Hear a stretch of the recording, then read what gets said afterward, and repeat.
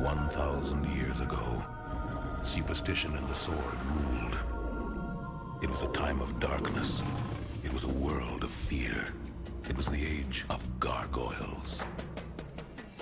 Perched high above on cathedrals and castles, gargoyles and grotesques stand sentry, silently staring out across the horizon. For what purpose were they made? What is their connection with Gothic architecture? And how are they used in fantasy today? Hi everybody, my name is Brett, and this is The Fantasy Historian, a channel that explores how the fantasy genre incorporates history into tabletop RPGs, video games, books, and movies. I am also compiling a bestiary of all our favorite creatures across different IPs. As always, I like to start by giving a summary taken from the most relevant monster manual or compendium to get a picture on how this creature is used in fantasy. For the gargoyle, I will be using the 2014 5e monster manual from Dungeons & Dragons. When we think of a gargoyle, what do we imagine? Taking a look at the illustration in the book, the classic form of a gargoyle is shown. Made of stone, this gargoyle stands on 2 clawed feet with large wings sprouting from its back and a tail that can be seen curled behind it. Coming out of its head are 2 large horns, commonly found in demonic races and creatures in fantasy. The face looks like a cross between a human and a bat, with a pair of pointy ears found on the sides of its head. Equipped with claws that can rend armor, this creature makes for a fierce sentry. Taking a look at the monster sheet, I skip the specific stats in favor of abilities that can make a callback to history and give us an understanding of what the creature can do. I will note, however, that it has a challenge rating or danger level of 2. It is a medium elemental with an alignment or temperament of chaotic evil. Underneath the stats, we read that it has a lot of damage resistances and immunities. It is resistant to bludgeoning, piercing, and slashing damage from non-magical weapons that aren't adamantine, damage immunity to poison, and condition immunities to exhaustion, petrified, and poisoned, all making sense since it is stone. Senses dark vision up to 60 feet, and it speaks the language of Terran. Taking a look at the traits, false appearance. While the gargoyle remains motionless, it is indistinguishable from an inanimate statue. Actions, multi-attack. The gargoyle makes 2 attacks, one with its bite and one with its claws. Bite, melee weapon attack, reach of 5 feet. One target, deals piercing damage. Claws, melee weapon attack, reach of 5 feet. One target, deals slashing damage. Not much else, it's pretty basic. And for my favorite part, the lore. Gargoyle.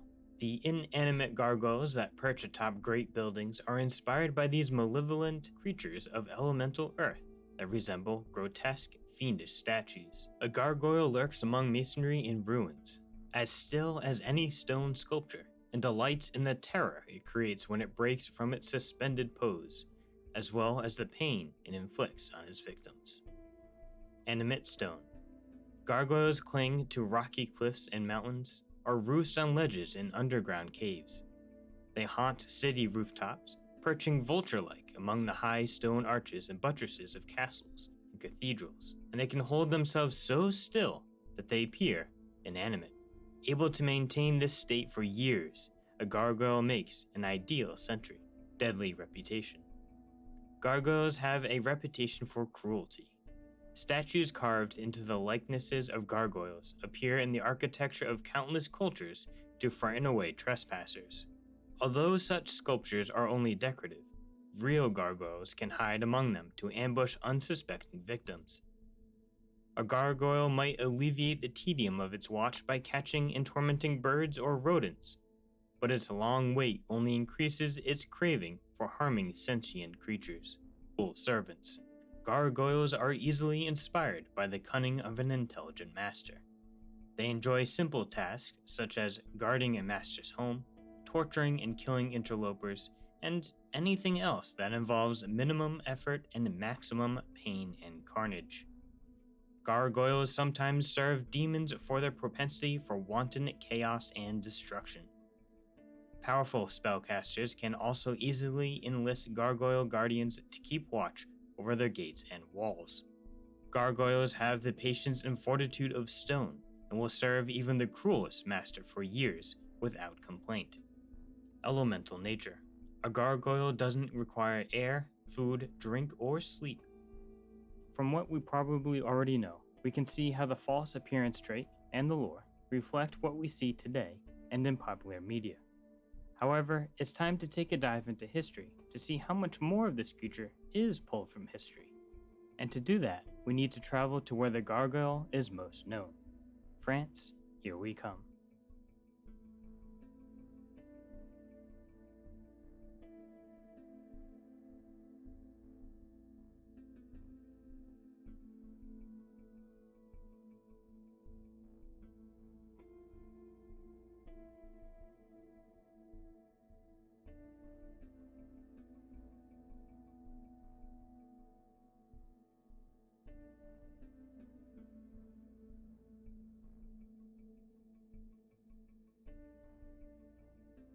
Starting with the etymology of the word gargoyle, there are two main connections with the word itself.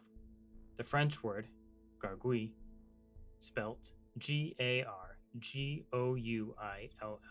for those who are just listening, is taken from the old French word gargoyle, Gargoule. That is my guess. I couldn't find anything online on how to say the old French word. Garg is a root onomatopoeia for the sound made when swallowing or gurgling water, and ghoul is gullet, throat, and sometimes more specifically, animal throat. This all comes together nicely, as one of the functions of a gargoyle is to divert water. Put a pin in that, and we will come back to that later. The other main connection is from the legend of La Gargouille, somewhere around the time of 631 to 641 AD. Gargouille was said to be a creature similar to a dragon, but with wings like a bat. Gargouille would wreak havoc on the inhabitants of, and I apologize, Rouen, destroying buildings, killing and eating people, old and young alike, and use his body to create a dam and flood the city.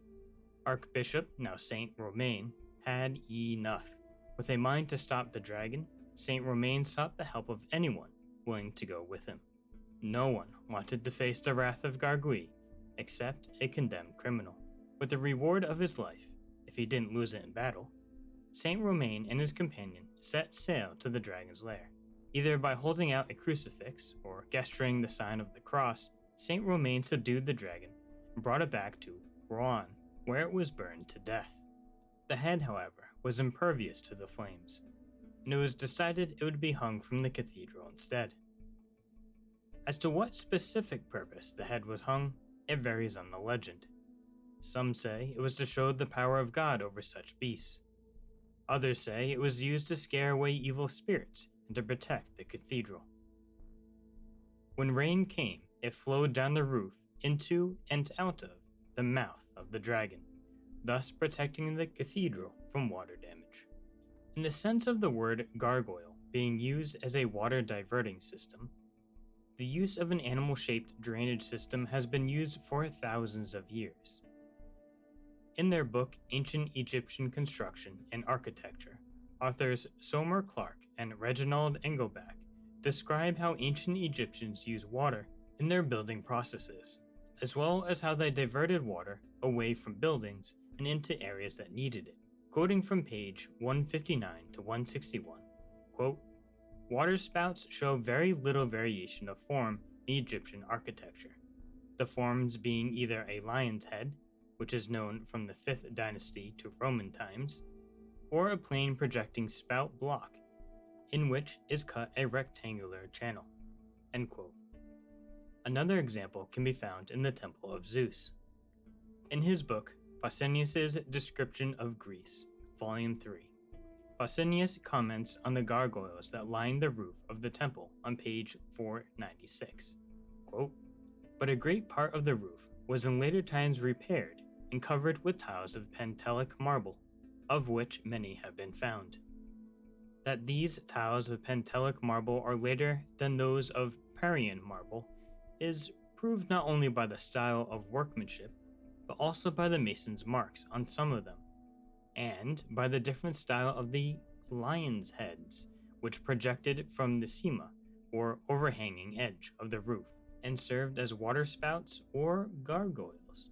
These lion heads, the earlier and better carved, are out of Parian marble, the later and ruder of Pentelic marble.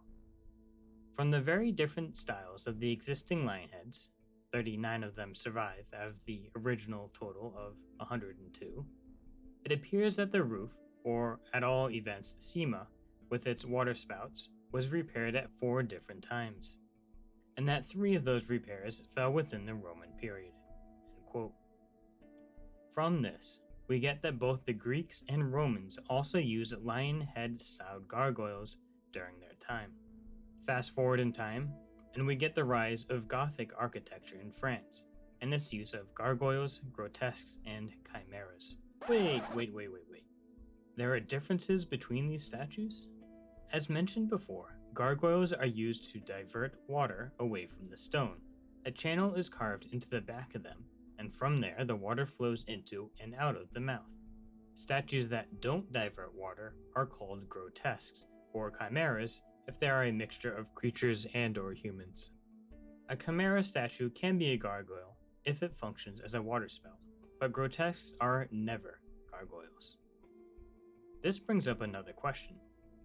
If they don't divert water, what's their purpose? For that, there is no definitive answer.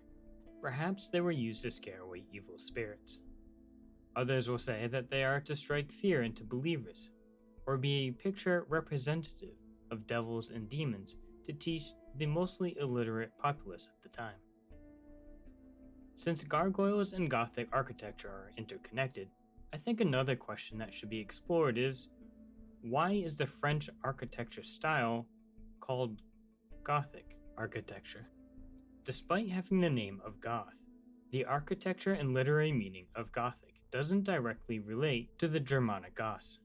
Gothic architecture came from France in the 12th century, not the 8th century, which is the height of the Goths. While France's heritage can be traced back to a branch of the Goths called the Visigoths, which were later driven out by the Franks, no group of Goths actually built this way. The name of this architectural style during the time was known as Opus Francigenum, meaning French work in Latin. The Catholic Church actually played a vital role in developing the style. With the purpose to inspire faith and awe, the high vaulted ceilings of Gothic cathedrals were meant to symbolize reaching up to the heavens. The large stained glass windows let in light which is closely connected with righteousness and divinity. Together, an atmosphere of being in the midst of heaven, as it were, was created. The tall spires, flying buttresses, and pointed arches drew the eyes upward, but also were essential engineering feats that spread out the immense pressure and counterbalanced the weight of the roof into specific load-bearing points, stopping the building from folding in upon itself. And of course, gargoyles and grotesques were used extensively around the cathedrals. Some castles were also built with this style. During the time of the Renaissance in the 14th to 17th centuries, the architectural style was seen as an offense to classic Greek and Roman art and culture, and the term Gothic was used in disdain to represent wild and barbaric, which is what the Goths were seen as during the time of the Greeks and Romans, the Roman Empire. With this fixation on Greek and Roman culture, art, and philosophy, it would make sense why the term Gothic was used in a derogatory way. The Goths had actively brought about the downfall of everything the people of the Renaissance held dear and admired with the fall of the Roman Empire. As we see in the Monster Manual, gargoyles for the most part have been portrayed as evil monsters in fantasy literature, movies, and video games. If Gothic architecture was supposed to bring in light and have a symbolic connection to the divine, then why are gargoyles portrayed in this way? These buildings were massive, and despite all the light that was brought in, there are still many recesses that have deep shadows. Soot and dirt that clung to the stone, and any partial destruction of these buildings could end up making them look kind of creepy. Mix this with the naturally scary appearance of gargoyles, and we get an overall picture of something evil. But perhaps the most influential role has to do with the literature that has Gothic architecture as a main setting. During the 1800s, the Victorian era brought back what is now known as the Gothic Revival. With a Victorian fixation on Gothic architecture, literary works used Gothic cathedrals and castles as the setting for mystery, horror, and the supernatural. Of particular note would be Bram Stoker's Dracula. There are other connections that can be made, but I think this is sufficient for us to bring this creature to life. If you want to learn more about gargoyles, check out the sources I have linked in the description below. Have you ever wondered what a creature from mythology, folklore, or history would be like if placed in an ecosystem? How would it interact? What would it eat? It's time to dive into the biology and ecology of a gargoyle. And to do that, we will be using the Monster Manual and an article from the Dragon magazine, as they both do a great job at incorporating history to produce the fantasy version of a gargoyle. I will be using them in combination with history to breathe life into this creature in our own works and minds. We will be relying heavily on the article Ecology of the Gargoyle by Jeff LaSala, found on pages 8 through 11 in the 423rd issue of the Dragon magazine, as well as the Forgotten Realms wiki. According to the Forgotten Realms wiki, gargoyles are, on average, 6 feet or 1.8 meters tall. For the weight, I took the average weight of a stone statue, which is 550 pounds or 249.5 kilograms. Depending on the size of the gargoyle, their weight can be up to many tons. A gargoyle can live up to 50 years while out of stone form, and for eternity while in stone form, as they become ageless. When a gargoyle dies, they turn into stone permanently. And this brings up an interesting question. What is the physiology of a gargoyle? Are they made up of stone and magic? Or do they just look like it? Jeff Sala writes, quote, "Their skin has the texture of stone and is just as varied in appearance. Typically, it resembles the dark gray of basalt. A gargoyle's hide might be porous or marbled, striated, or smooth. Although the creatures have internal organs, their anatomy is unusual. Sheathed in undulated or hardened flesh, their bones are as hard as rock, but much less brittle. Their vital fluids bear little resemblance to the blood of worldly creatures, having the consistency of wet sand." End quote. This would be similar to a mimic that already has a rough texture and pattern of wood or stone, and then it pumps blood throughout its body to assume the form of its deception.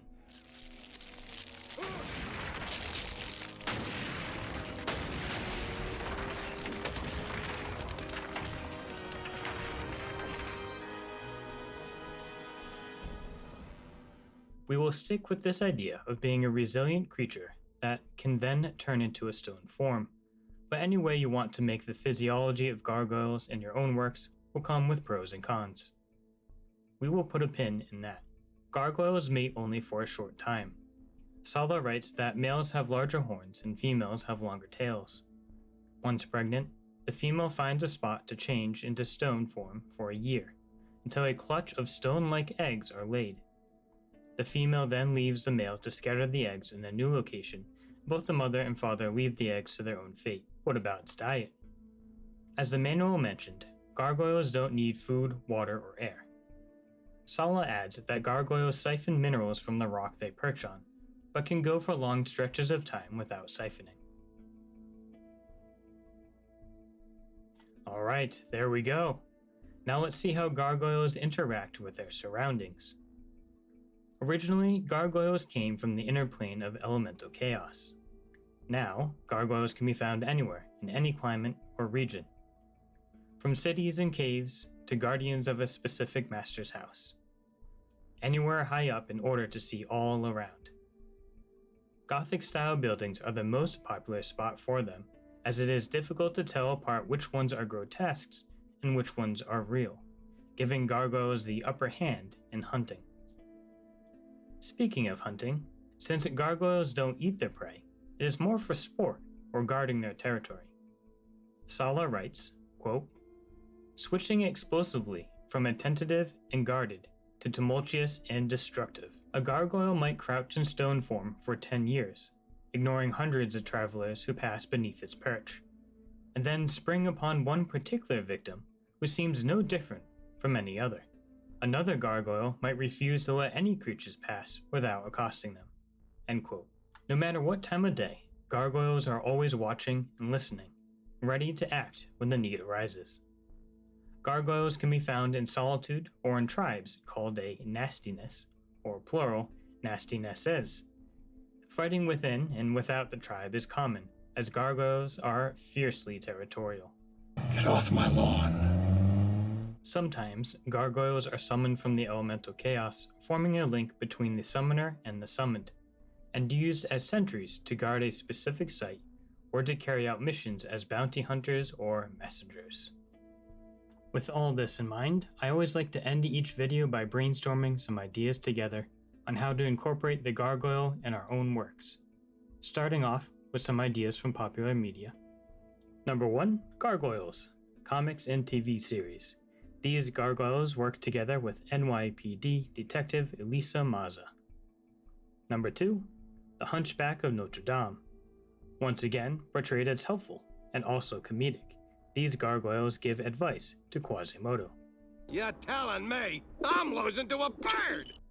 Number 3. DC's Batman. Really any Batman comic, movie, or game has Batman at some point perched on gargoyles all around the city of Gotham, especially that of the GCPD. And number 4, well, all around in the real world, like Notre Dame, or newer gargoyles like the one found on Paisley Abbey in Scotland, where there is a gargoyle inspired by Xenomorph from the Alien franchise. Gargoyles are a great addition to any story because they are so versatile. They can be found anywhere and in the shape of anything, and in any time period. The new 2025 Monster Manual has you roll a d6 to see what they look like and where they ambush from, showing off their capabilities. There are also a lot of variants of the gargoyle, not only in which type of stone they are made up of, but different species, if you will. Margoyles, found in caves, camouflage easily into the stone around them, and can be seen as leaders of other gargoyles. Giant four-armed gargoyles that guard over Lich Acerarch's tombs. Capoacinth are aquatic gargoyles that are just as evil as their land variants, hiding in shallow water or in undersea caves. Gargoyles can be sentries, spies, messengers, bounty hunters, minions, superheroes, spirits, elements imbued in statues, or even pets. The possibilities are endless. I hope this video was fun and educational. Be creative and find ways to incorporate the gargoyle in your own work. Like and subscribe if you are inclined to do so, and I will see you all in the next one.